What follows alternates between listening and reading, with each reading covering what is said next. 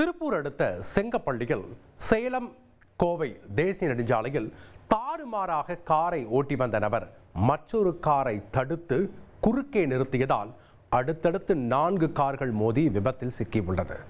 கூடுதல் தகவலை செய்தியாளர் அருண்குமார் வழங்கிட கேட்கலாம். வணக்கம் அருண்குமார், இந்த விபத்தினுடைய முழு பின்னணியும் பதிவு செய்யுங்க. திருப்பூர் தேசிய நெடுஞ்சாலையில் தாறுமாறாக ஓட்டி குறுக்கே நிறுத்திய காரால் அடுத்தடுத்து 4 கார்கள் மோதி விபத்துக்குள்ளானது பெரும் பரபரப்பை ஏற்படுத்தியுள்ளது. கோவையிலிருந்து சேலம் தேசிய நெடுஞ்சாலையில் கோவையிலிருந்து சேலம் நோக்கி சென்று கொண்டிருந்த கேரள பதிவெண் கொண்ட கார் ஒன்று முறையான சிக்னல் காணாமல் திரும்பியதாக கூறப்படுகிறது. இதனால் ஆத்திரமடைந்த பின்னால் வந்த கார் ஓட்டுநர் அவரை 3 கிலோமீட்டர் தொலைவிற்கு விடாமல் துரத்தி திருப்பூர் மாவட்டம் செங்கப்பள்ளி அருகே தேசிய நெடுஞ்சாலையில் நடுவே காரை குறுக்கே நிறுத்தி வழிமறித்துள்ளார்.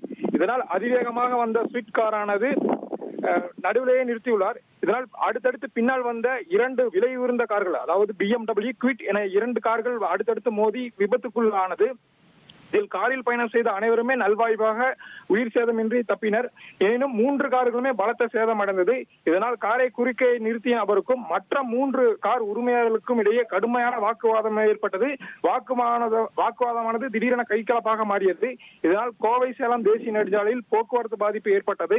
இதைத் தொடர்ந்து தகவல் அறிந்து வந்த ஊத்துக்குளி காவல் நிலைய போலீசார் 4 காரையுமே அப்புறப்படுத்தி கார் ஓட்டி வந்த நபர்கள் குறித்தும் சம்பவம் குறித்தும் விசாரணை மேற்கொண்டு வருகிறார்கள். இதன் காரணமாக தேசிய நெடுஞ்சாலையில் பரபரப்பு காணப்பட்டது. நன்றி அருண்குமார், உங்களுடைய தகவல்களுக்கு. 1,24,00,000 மனங்களை வென்ற தந்தி டிவி யூடியூப் சேனல். தவிர்க்க முடியாத தம்ப்நெயில்ஸ், கலக்கலான கான்டென்ட்ஸ்.